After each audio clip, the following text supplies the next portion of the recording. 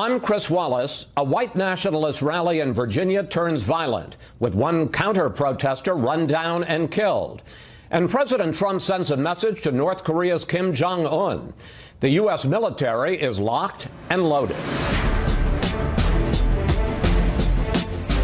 North Korea better get their act together, or they're going to be in trouble like few nations ever have been in trouble in this world. We'll talk live with one of President Trump's top intelligence officials, CIA Director Mike Pompeo, to break down the situation in North Korea.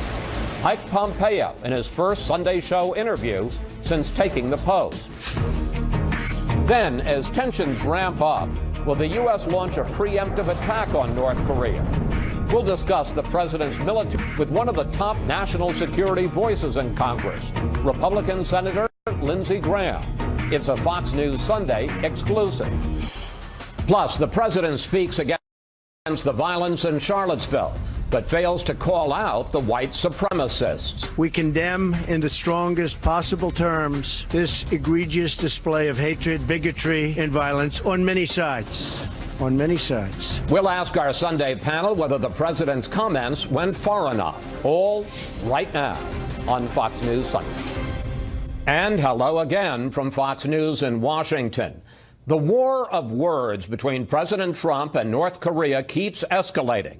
With growing concern, it will become a military confrontation. In a few minutes, we'll talk with Mike Pompeo, director of the CIA, about the situation. In a few minutes, we'll talk with Mike Pompeo, director of the CIA, about the situation on the Korean Peninsula. But this weekend, the president is dealing with a new problem and another controversy. A white nationalist rally in Charlottesville, Virginia, turned violent when a car rammed into a crowd of counter-protesters, killing one and injuring dozens. And a number of Republican leaders are criticizing the president for failing to condemn the white supremacists. Kristen Fisher is covering the president as he continues his time at his golf club in New Jersey. Kristen. Chris, it's not so much what President Trump said, it's what he didn't say. On Twitter and in person, he never even mentioned the white supremacists that had gathered in Charlottesville, ostensibly to protest the removal of a Confederate statue. But the FBI and the Justice Department have already launched a civil rights investigation, and the governor of Virginia has declared a state of emergency. One woman is dead, 19 others injured after a car plowed into a crowd of people who came to protest against the white supremacists. Police suspect 20-year-old James Alex Fields was behind the wheel. He's been charged with second-degree murder and other counts. 2 Virginia state troopers were also killed when their helicopter crashed while patrolling the protests. President Trump now calling for unity and denouncing the violence. We condemn in the strongest possible terms this egregious display of hatred, bigotry, and violence on many sides. On many sides. So President Trump is declining to take sides while a growing chorus of Republican lawmakers are urging him to call it what it is. Senator Cory Gardner said, quote, "Mr. President, we must call evil by its name. These were white supremacists and this was domestic terrorism." But no one can accuse President Trump of not talking tough enough to North Korean leader Kim Jong-un. If he does anything with respect to Guam or any place else that's an American territory or an American ally, he will truly regret it. Over the weekend, President Trump told the governor of Guam, "We are with you 1,000%. He also spoke with the Chinese President Xi Jinping, who urged Mr. Trump to show restraint. But despite this escalating war of words, the U.S. military's posture towards Pyongyang hasn't really changed. No deployments of ships or troops, no evacuations of American citizens from South Korea, all signs that this may be more talk than action, at least for now, Chris. We'll have much more on the violence in Virginia later in the program. Kristen, thank you. Joining me now for his first Sunday Show interview is Director of the CIA, Mike Pompeo. And welcome to Fox News Sunday. Chris, it's great to be with you this morning. With the news this week, that North Korea can now put a warhead on a missile, how close is that regime to being able to deploy a nuclear weapon that can hit the U.S. mainland? Well, Chris, I don't want to get into specifics, but it is the case they're closer. They've been growing closer for 2 decades plus now. Previous administrations haven't taken this on. President Trump has made clear that it's his intention to protect the American people. And you saw this past week we've made real progress. My hat's off to the President, Secretary Tillerson, Ambassador Haley. They have united the world to put sanctions against North Korea, 15-0 vote. That's real progress. We've seen the Chinese now say, for among the first times, that they believe the correct answer has to be a denuclearized peninsula. That's exactly the policy of the Trump administration. And from my perspective as the director of the CIA, we have been given the resources we need to perform our mission, to collect intelligence, to understand the threat, and to make sure we can deliver that to policymakers. When you say they're closer, are we talking months? Are we still talking years? So it's difficult to put a timeline to these things, Chris, but each time they test another missile, or if they should conduct a nuclear weapons test, they develop expertise, they expand the envelope, and so it is probably fair to say that they are moving towards that at an ever-alarming rate. I want to pick up on that because there's been criticism that the intelligence community, including the Central Intelligence Agency, has been surprised over and over by how fast North Korea is moving with its weapons program. Here is former UN Ambassador Bill Richardson. That worries me because we should have been on this long ago. We were caught off guard. North Korea was way more advanced than our intelligence people told us. That's a massive intelligence failure that should never happen again. Why were we surprised when North Korea, a couple of weeks ago, we found out they had an ICBM capability? Why were we surprised to learn that they could put a warhead on a missile? Are those, as Bill Richardson says, intelligence failures? With all due respect to Governor Richardson, he's just flat out wrong. The intelligence community wasn't surprised. Policymakers weren't surprised. This is before my time. Most of this work, I've been doing this just a handful of months now. The intelligence community has done remarkable work to deliver to policymakers the progress that the North Korean regime has been making. But it doesn't surprise me that folks who came before me now act surprised. They did nothing. The intelligence community has delivered a consistent message about Kim Jong-un himself, his capacity to develop missiles, his intent. And so I don't think there's any surprise by policymakers who have been following the progress the regime has been making to put an ICBM to launch an ICBM with a nuclear warhead. What is your psychological profile of Kim Jong-un? Well, he's pretty isolated today. For the first time, we now have the Chinese and the Russians. Yeah, but you're giving me a political answer. But no, these aren't political answers. This is about what he's thinking. This is what he's observing. We're creating conditions for the leader there to make it clear to him that it's just going to be unacceptable to continue to develop his missile program. But what is your psychological profile of him? Is he rational? Is he disciplined? You tell me. I would describe him as rational. He responds to adverse circumstances. And as the Trump administration continues to put diplomatic pressure on the regime, I'm confident that he will see that and that the people around him will see that. They will become ever more isolated and will get to the denuclearized peninsula that this administration intends to achieve. Well, you say he's rational and he responds to outside situations. Given that, I want to play some of what President Trump has been saying this week. Here it is. North Korea best not make any more threats to the United States. They will be met with fire and fury like the world has never seen.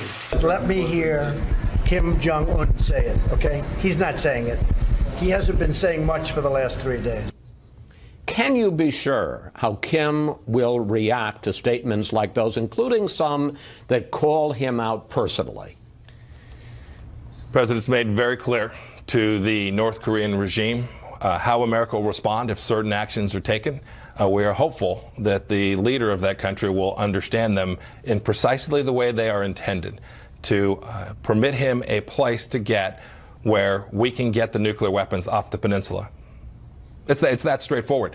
What we need, from an intelligence perspective, what is most important is that our communications are clear, that the fellow who intends to inflict pain on the United States of America understands the U.S. position in an unambiguous way. That's the best message you can deliver to someone who's putting America at risk. But I think it's fair to say the whole world is kind of worried, is concerned, regular folks, about, are we headed for a nuclear confrontation? As the head of the CIA, your best intelligence, because a lot of this depends. The president has set a number of red lines. How confident can you be as to whether he is going to step back from those red lines or step over them? I can't get into the details about what we know, exactly the messages that's being received.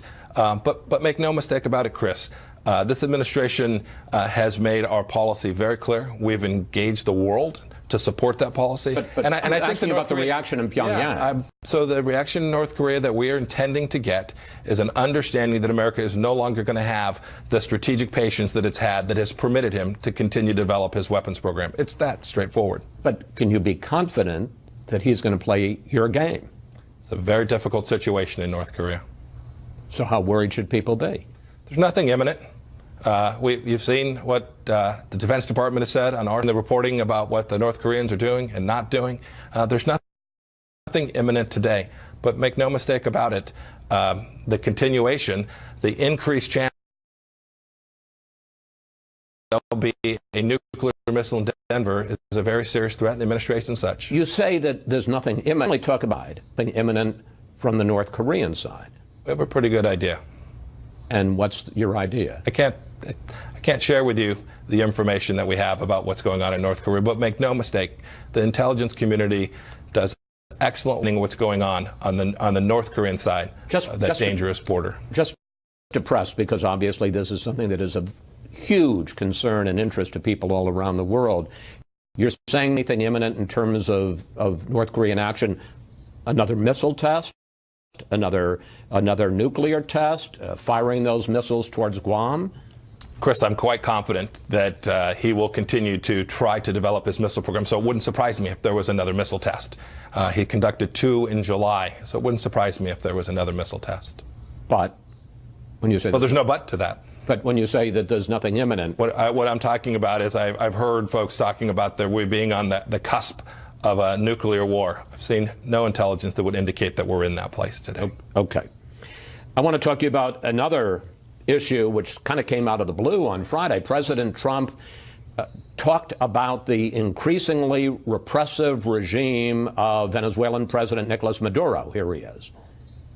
Venezuela is not very far away, and the people are suffering, and they're dying. We have many options for Venezuela, including a possible military option if necessary. Given the troubled history of U.S. intervention in Latin America, wouldn't a U.S. military option in Venezuela create a huge uproar? And what is the justification for it in terms of U.S. national security? Well, I'll leave the Defense Department piece of this to Secretary Mattis. I'm confident that he could answer that question. From an intelligence perspective, we have watched in my 7 months in office a continued deterioration. Right? Maduro continuing to assert more power, inflict more pain on the people of Venezuela. You can see the beginning of fissures amongst various groups. And what I believe the president was trying to accomplish this week was to give the Venezuelan people hope and opportunity to create a situation where democracy can be restored in Venezuela again. The intelligence makes very, very clear that the Maduro regime continues to put snipers in towers and do things that are horrible, repressive, and the American policy is to work with our Latin American partners to try and restore democracy to that important country. But that would involve a military option for the U.S.? I mean, it's a civil war. I understand it's a terrible situation, but ultimately, why is it our problem? Look, Venezuela could very much become a risk to the United States of America. The Cubans are there. The Russians are there. The Iranians, Hezbollah, are there. This is something that has a risk of getting to a very, very bad place, and so America needs to take this very seriously. We don't get the CIA director on this program very often, so I'm going to take advantage of your fact that you're here to do a lightning round. Quick questions, quick answers, so we can cover a bunch of territory. I'll do my best, Chris. Is it true that you went to Afghanistan last week and that you left quite disturbed by the lack of competence of the Afghan leadership? No. So the predicate to your question is correct. I did go to Afghanistan. I did not leave disturbed. The United States is going to, in a relatively short period of time, develop the Trump administration's policy for Afghanistan.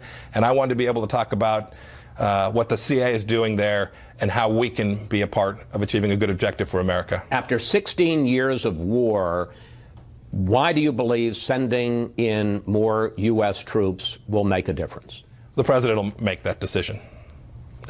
We're presenting a wide range of options to the President of the United States, and that cover a broad range of different alternatives so that we can fundamentally change the trajectory of what's going on in Afghanistan And today. what if we don't send in more troops? What would the situation in Afghanistan be? It depends what other decisions get made alongside of that. There are questions not only about the number of troops, but authorities, capacity, the way we coordinate, how we bring in allies and partners to achieve the objective that we're trying to. So it's not just about U.S. force numbers and getting the objective we hope to get to in Afghanistan. Before taking this job, you were a member of the House Benghazi Committee. A federal judge has just asked the State Department to look again to see what emails were sent, particularly by Hillary Clinton, with regard to Benghazi. Do you believe that we have gotten to the bottom of the Benghazi attack and Hillary Clinton's role? Chris, I'll leave FOIA litigation to others. I'm pretty busy at the CIA these days. As CIA director, well, let me ask you about a different one. This one is more directly in your wheelhouse now. I assume that you have seen the unmasking requests by members, officials of the Obama administration. Was there an effort by people in the Obama administration to spy either on the Trump campaign or the Trump transition?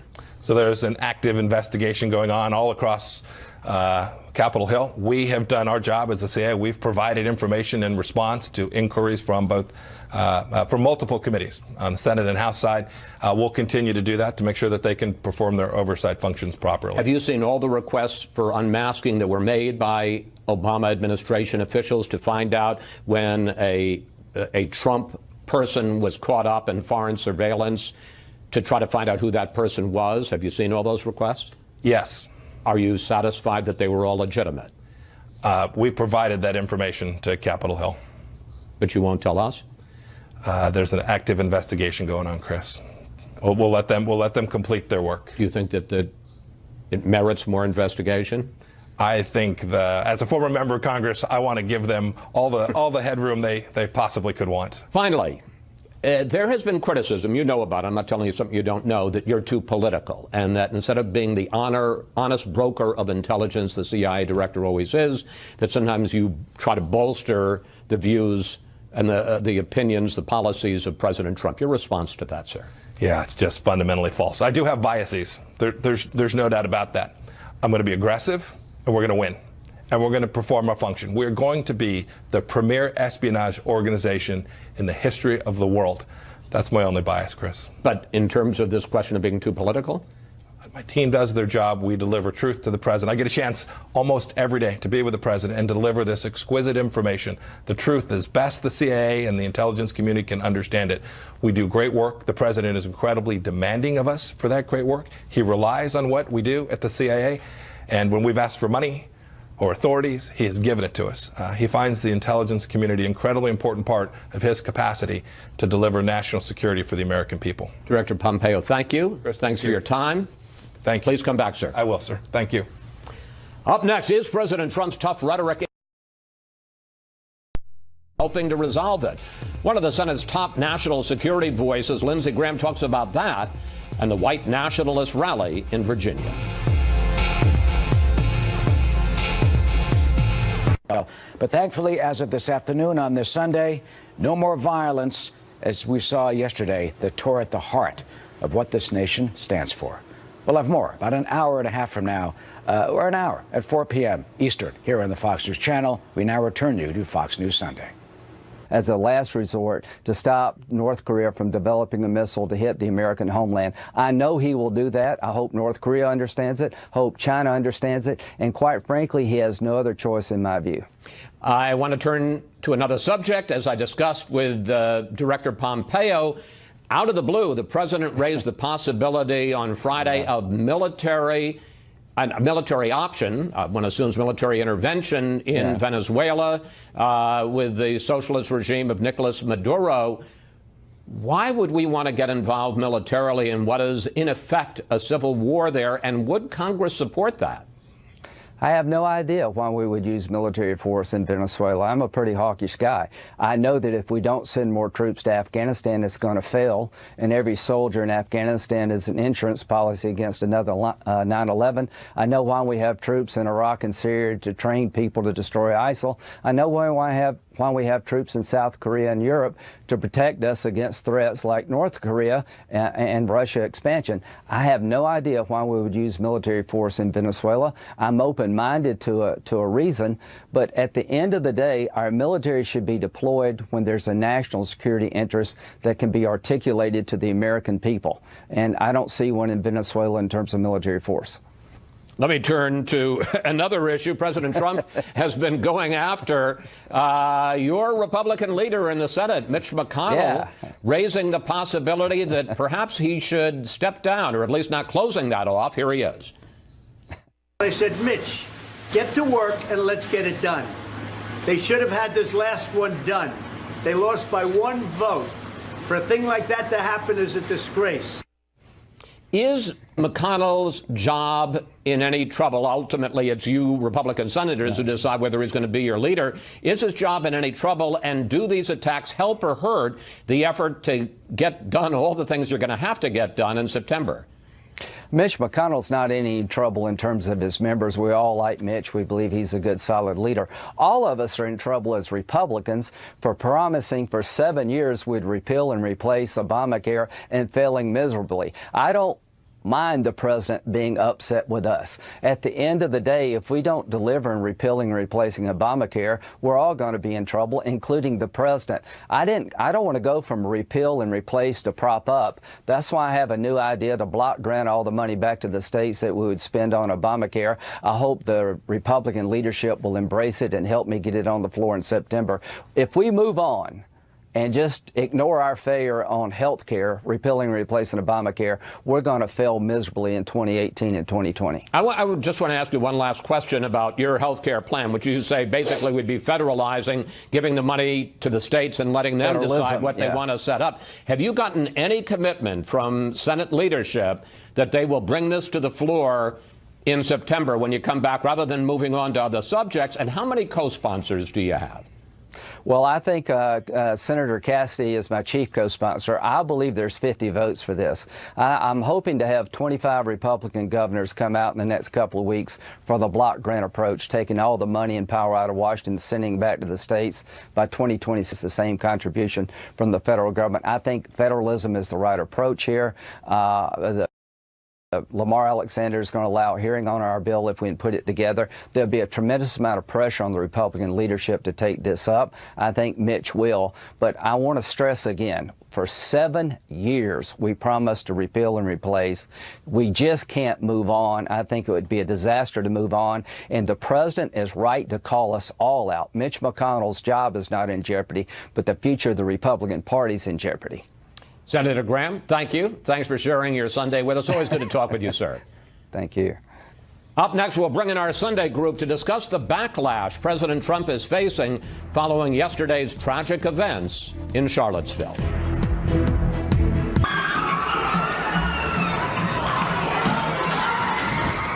The moment when a car rammed into a crowd of counter-protesters in Charlottesville Saturday, killing at least 1 and injuring 19.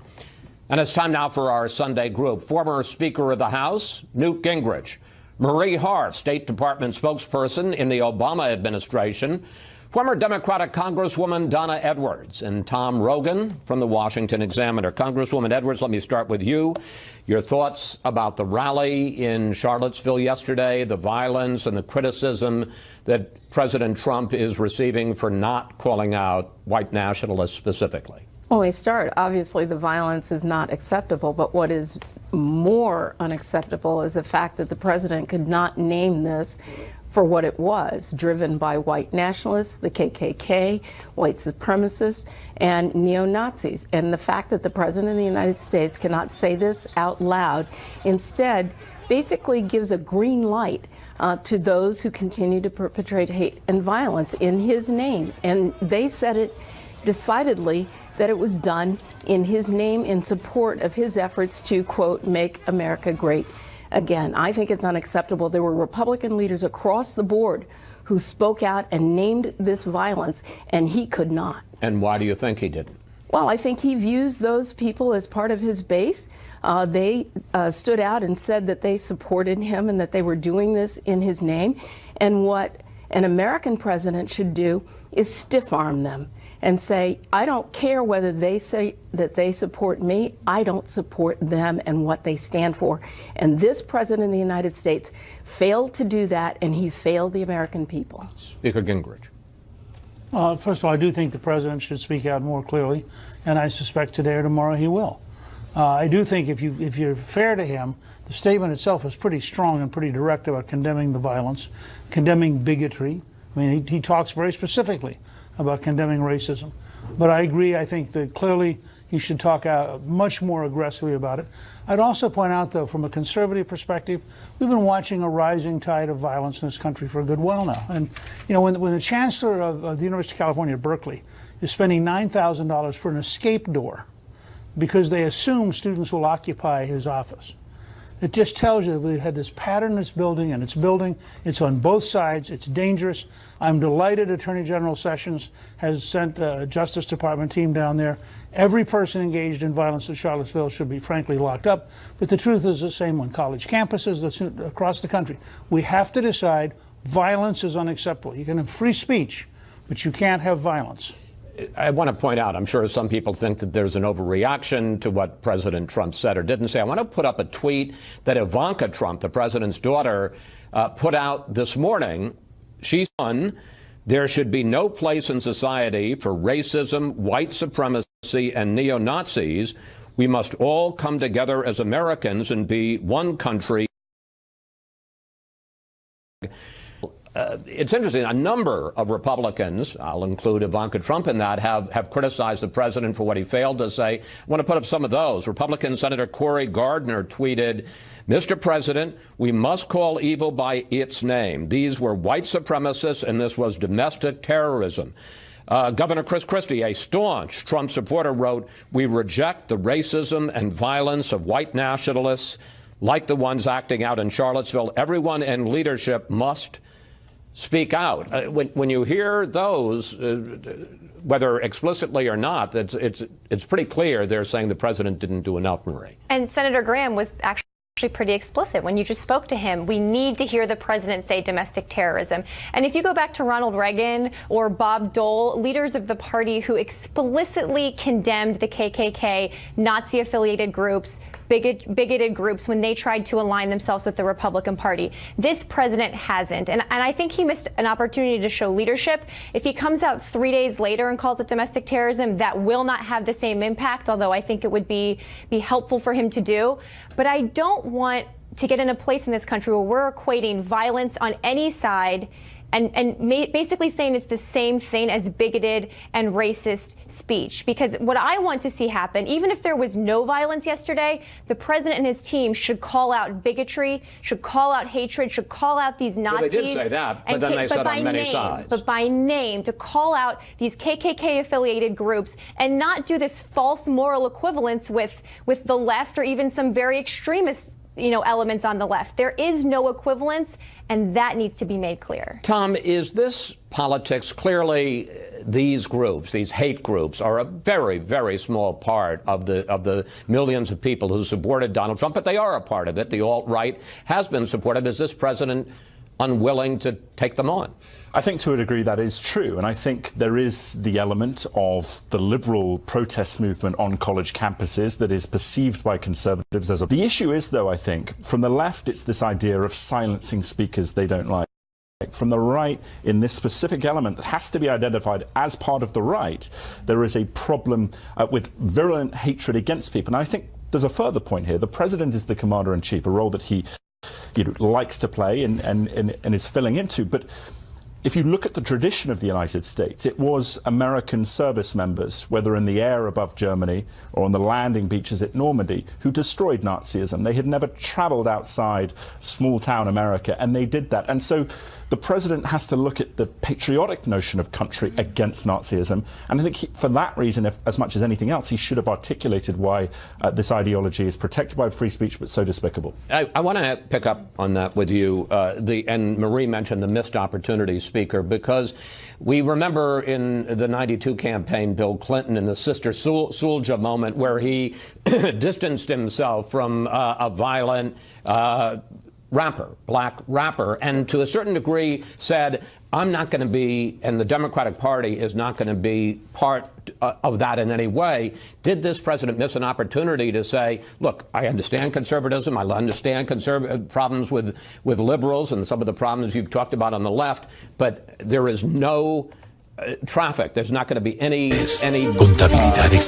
relationship with that kind of speech and that kind of political belief. Yes, he missed an opportunity, and I think he will, in the next day or two, fill that gap. But let me also point out, Trump explicitly repudiated the KKK in the campaign. I mean, the elite media may not want to believe it. Go back and look at the videotape. He explicitly repudiated it. He explicitly repudiated David Duke. It is a falsehood to suggest that conservatism, which believes in liberty, has anything to do with Nazism. Nazism then why doesn't the president come out and say that? And the fact is, it took him days to repudiate David Duke, and now you're telling us that it's going to be a couple of days, and he'll come out and say we should distance ourselves from the KKK and from white supremacists. This is not acceptable for a president of the United States. First of all, in his inaugural, he said all of us bleed the same blood. He said there's no grounds for racism. He said it is unpatriotic to be racism. You cannot be a good American and be a racist. That's the inaugural. And yesterday with racist on the street, he didn't say it. And yesterday he came out and he said he was against all of the bigotry. He was against racism. If you read it, the one thing he didn't say was, I condemn white race supremacists. He equated the two sides. Okay. Which I think was also I'll debate you on that another time. Sounds good. Well, we can do it during the commercial, which are usually pretty interesting here, but we do have to take a break. When we come back, we got to get to other big stories. The panel's take on where we stand with North Korea and President Trump's surprise statement he's considering military options in Venezuela.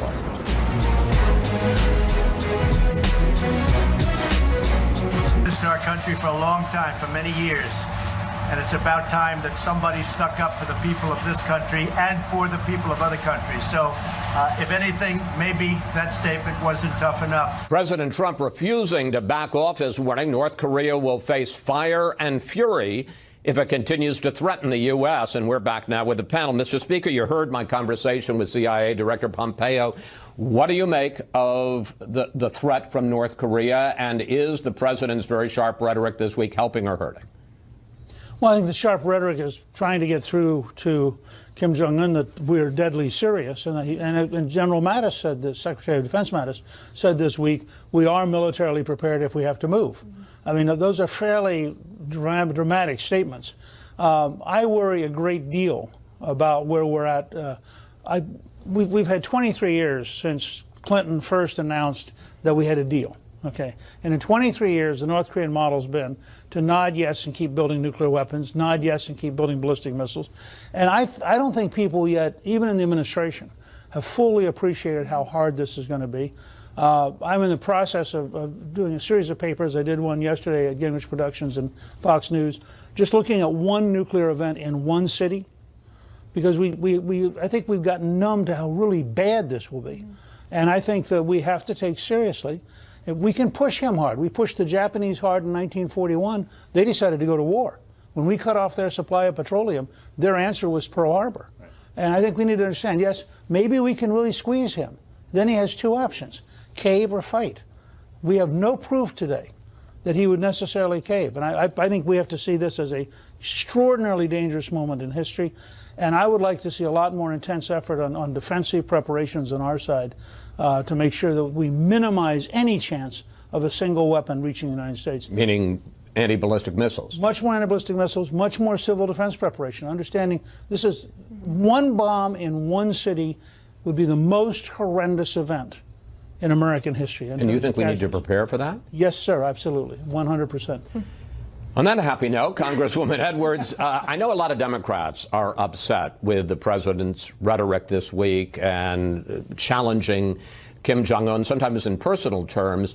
On the other hand, as I've discussed earlier, you've had 3 presidents, 2 Democrats, 1 Republican. They've tried almost everything else, enlisting regional neighbors, the 6-party talks, sending a Secretary of State over to Pyongyang, sanctions, all kinds of things. And we're closer to a nuclear-armed, ICBM-armed Pyongyang than ever before. So what's wrong with this?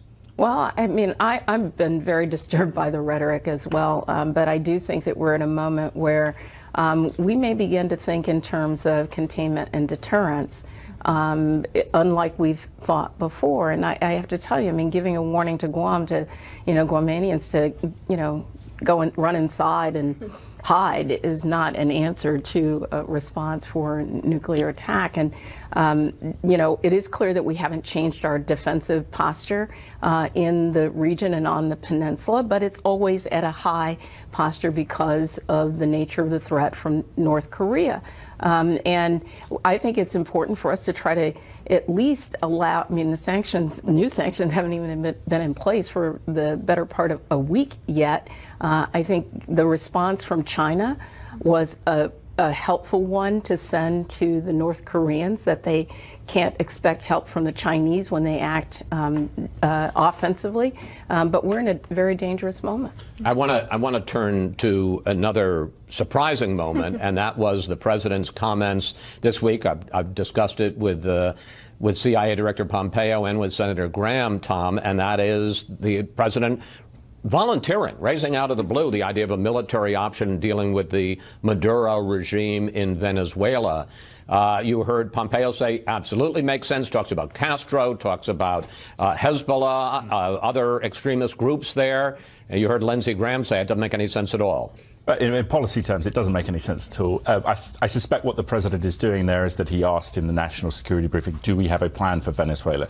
And of course, the plan at the J5 at the Pentagon is, yes, we have a plan for everything. We have a plan for probably bombing France. But what I think also might be going on there is that a lot of the language on potential conflict, whether it be Venezuela or North Korea, is targeted at China. China, China, China. And I think what the president is trying to do behind the scenes is to tell the Chinese, whether it be with the islands in the South and East China Seas, whether it be in terms of South Korea and Japan potentially developing nuclear programs, that if you don't deal with us on this, the consequences for your regional environment and your prospection of power are incredibly catastrophic. And the advantage he has in making these threats is, perhaps the one good side of the tweet, is the unpredictability is a force that compels the Chinese to think maybe he's just serious. And at any other level, the United States does remain the world's superpower, and that prospection of threat remains serious. Marie, as a former spokesperson for the State Department under John Kerry, what are some of the military problems and the diplomatic problems with us getting involved with a military option, as the president put it, in Venezuela? Well, I think there's almost zero chance we will get involved militarily in Venezuela. It makes no sense. And the Department of Defense actually this week had to come out and basically say that. Going to what Tom said, unpredictability can be a good tactic if underlying that there's a very clear strategy that the whole national security team has in place. I'm not sure they do when it comes to Venezuela, and I think the president's off-the-cuff remarks this week sort of belied that fact. But on Venezuela, we could put more economic pressure on them. We have avoided sanctioning oil in large part because doing so would probably drive our gas prices up here. So there are more economic levers we could use, but this kind of sort of bombastic rhetoric that everyone knows really isn't based in a solid policy foundation doesn't help a regional situation that, quite frankly, is engulfed in flames, could have really serious impacts for regional security. I got less than a minute left, Speaker, but if you believe that this was just off the cuff by the president, that we're not seriously going to get involved in Venezuela, does that undercut his credibility when he's talking about a much more serious situation that we might get involved in, like North Korea? Well, 44 nations in the Western Hemisphere have unanimously condemned Maduro. And I think there's a real sense of isolation. My guess is if there's any meaning to this, it is a signal in part to the Venezuelan military that if you decide you want to take out Maduro, we're with you. And I think that's our goal. Our goal is to have the Venezuelan military kick out the Cubans, kick out Maduro, and go back to a middle-class democracy, which they had But I take prior it to Chavez. you wouldn't support U.S. troops. I wouldn't encourage U.S. troops going in unless they went in as part of an Organization of American States unified effort, such as we did in the Dominican Republic in '65. All right, panel, thank you. See you next Sunday. Up next, our Power Player of the Week, a behind-the-scenes look at one of the hidden perks of the White House. That's it.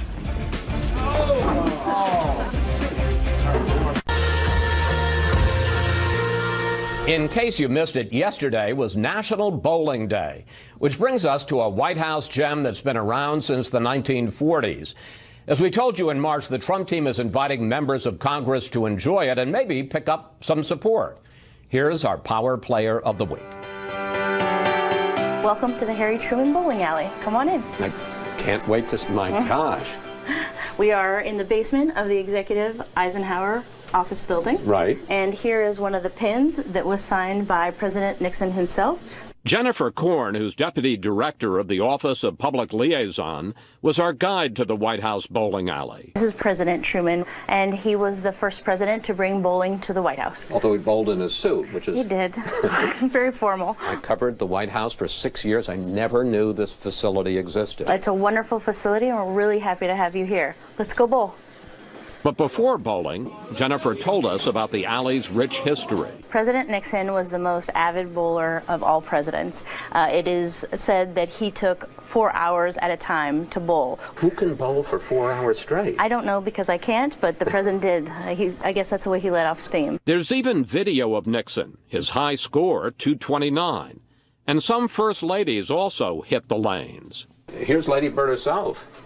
I love they had their own bowling bag. They had their own bowling bags and also see that they are bowling in their dresses. President Trump hasn't visited yet, but his staff uses the alley often to make its pitch to members of Congress and outside groups. When you invite somebody to come bowl at the White House, how many of them say no? So far, we haven't had anybody say no. But does it translate into political support? I think it's less about the actual bowling and the personal touch, the engagement. House Democratic leader Nancy Pelosi is playing the Grinch here, calling the Trump charm offensive offensive. I think he's making fools of his own people, quite frankly.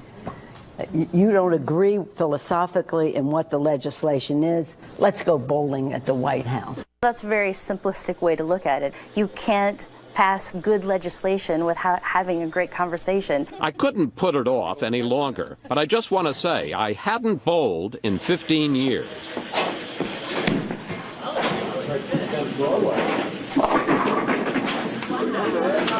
Not bad. But then I tried to pick up the spare. Oh, no. Oh, that was terrible. All right. Then it was Jennifer's turn. Are you ready to talk about the Affordable Care Act now? Oh, you've softened me up. That was good.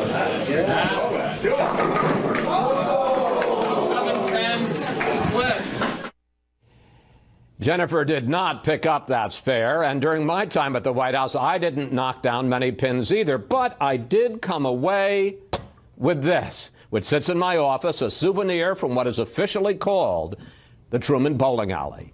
And that's it for today. Have a great week, and we'll see you next Fox News Sunday.